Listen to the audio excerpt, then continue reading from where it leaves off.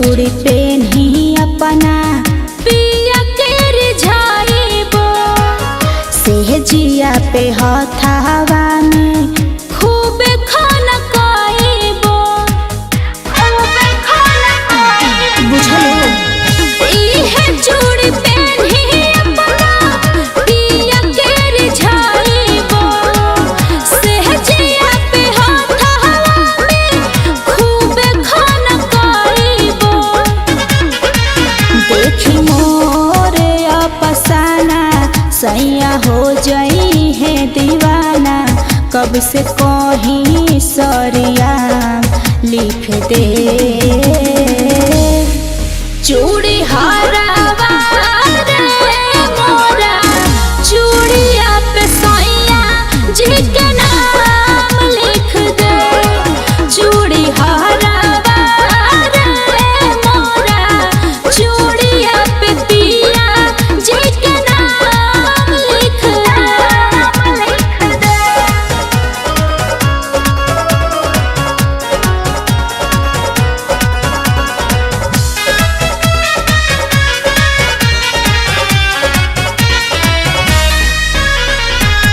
राजन बेदर दिलेला दुहु गुण दाम हो बाकी एगो हमार कद बस है काम हो राजन बेदर दिलेला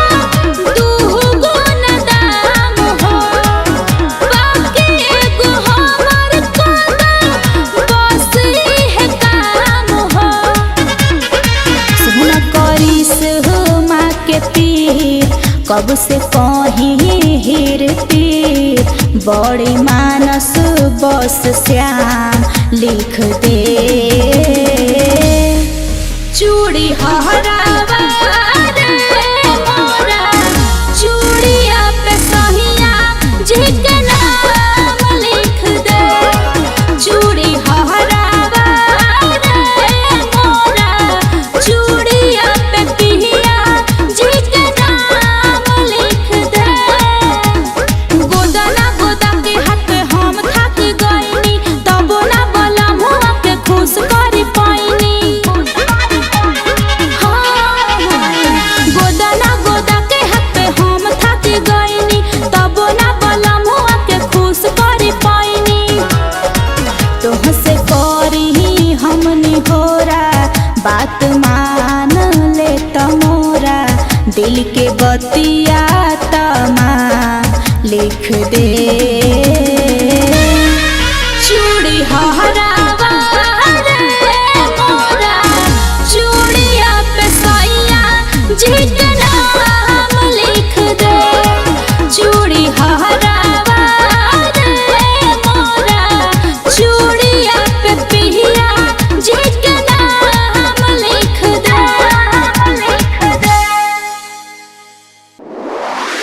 हमके मिल गई रे साथिया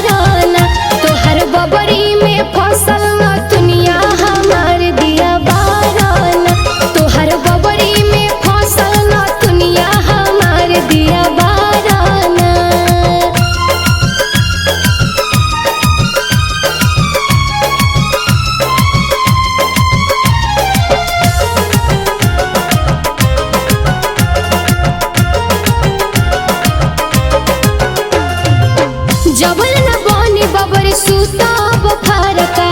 मिली न धन या बच्चा भी के आल्हार का जबले न बहनी बबरी सूता